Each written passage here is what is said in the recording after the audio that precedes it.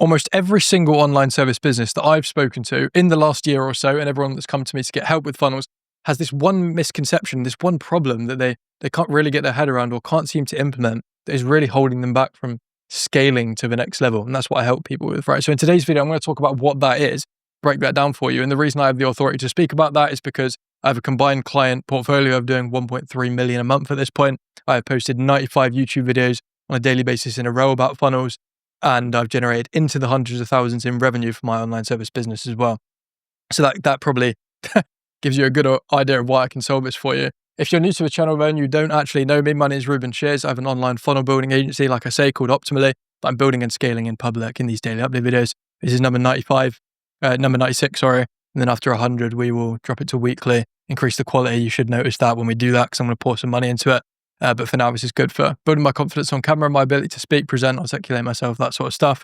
But without further ado, let's cut the fluff and dive straight in. So the concepts I want to talk about is to do with this idea of cold and warm leads, right?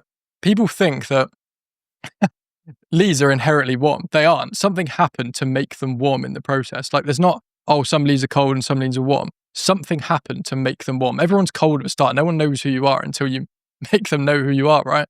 So you have to do things, whether it's, someone's been referred by word of mouth, or they've seen some of your content, or you've deliberately sent them some videos to actually warm them up before anything happens and the actual call happens. And the reason this is important is most of you are probably running a VSL call funnel, or at least people are booking in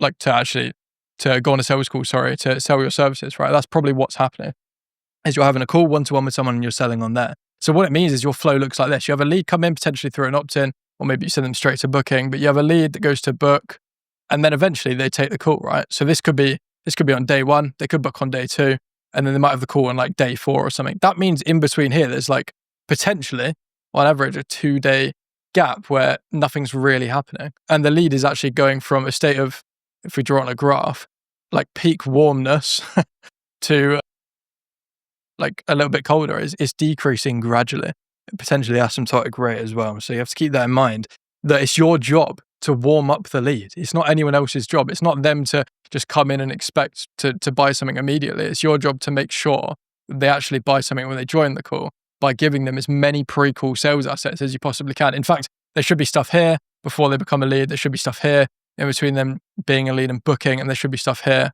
between booking and having a call. I'm going to talk about this stuff here that's in between before they take the call. You need to be sending them as much stuff as humanly possible. And I'm talking about value-based emails. So value emails, that's number 1.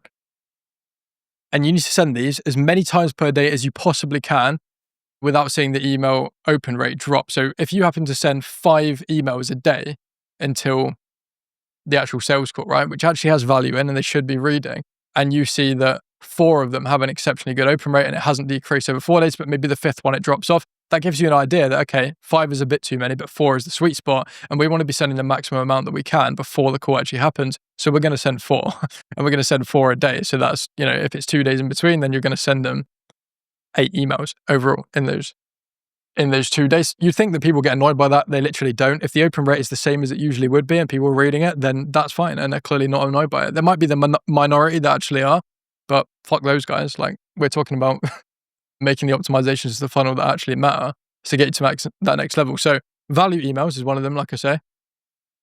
And in those emails, obviously you want to be obviously giving value, but you can actually link videos in there, breakout videos, pre-handling objections that you might get on the call. So that's something that we want to do as well, is breakout videos. So the most frequent objections that you get on a call need to be ordered in kind of descending order of frequency, and you need to be putting those in order into your emails as well, so that you don't get that objection as often when people join the call if they've read the email, right? So again, these things are warming up the prospect. It's not random. This is happening deliberately, and we're doing it on purpose so that our close rates and show up rates go up with our funnel, right? This is a strategy I learned from Jeremy Haynes, by the way. I didn't make this up myself. So this is from marketers doing millions and millions, right? So it's actually a strategy that works, but I'm really helping people implement that right now by delivering that as a service, right? Because he just merely kind of coaches and consults on that.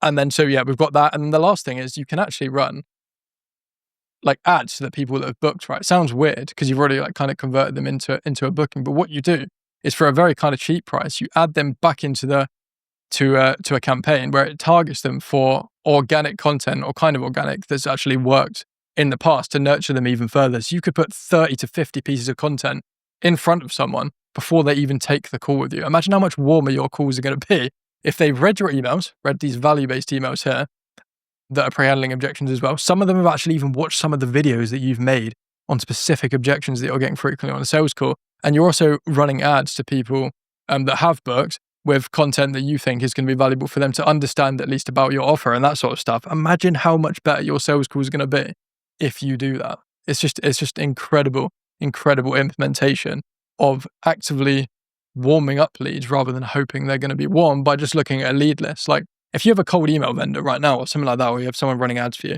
and you're complaining that you're getting cold leads, that is their fault for not implementing this. And it's also your fault for not understanding that as a concept in general, right? So that's why I've made this video, to solve that problem. If you're one of my clients, please understand this. If you're not yet, but you want this implemented, then obviously go to the link in the description and we can help you build that out, because that's what we're starting to do for clients as well. It's super important to build these conversion ecosystems that aren't as simple as everyone thinks, right? It's not just book a call, take the call and then close them. You have to do the work. You have to have systems in place, and that's what that looks like. Hopefully that's helped. Other than that, we're going to do what we do in every single video, which is track my growth on YouTube, or lack of growth, ironically, and LinkedIn, 9678, which is just a few gain on LinkedIn, and we have stagnated a little bit on YouTube, not the end of the world. As we come to the end of the 100 days, almost 96 out of 100, like I said, there's my growth on YouTube, there's my growth on LinkedIn. Bit of a plateau, but that's absolutely fine, because consistency breaks through those plateaus if you continue to do that. If you want to watch another one of these videos, potentially want to binge watch some of the videos that I've made in the past, then you can watch it on the screen right there. And if not, I will catch you in the next one tomorrow. See you there.